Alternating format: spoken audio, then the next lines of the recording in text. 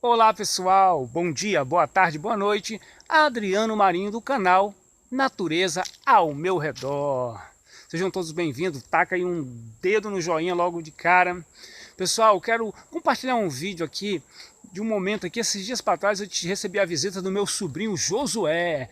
Rapaz, e nós fizemos aqui uma fogueirinha de noite e foi muito divertido, e a gente contou histórias à beira da fogueira. E eu quero mostrar um pedacinho desse momento para vocês, só para compartilhar, para você que gosta de um luau, para você que gosta de uma fogueirinha. Então esse vídeo aqui foi o momento natureza ao seu redor do Josué, meu sobrinho. Estava também presente a minha mãe, a minha irmã e com certeza a minha família, minha esposa e minhas filhas.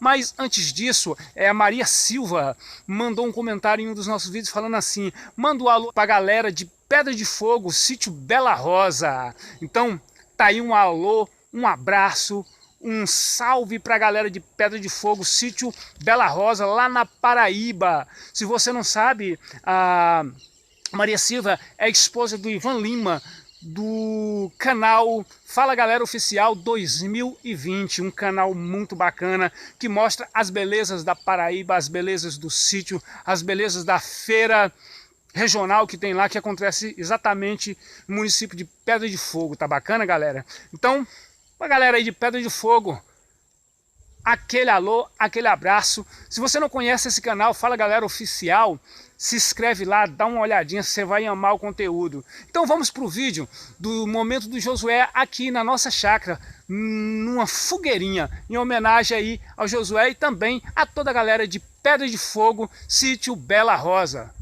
Fui!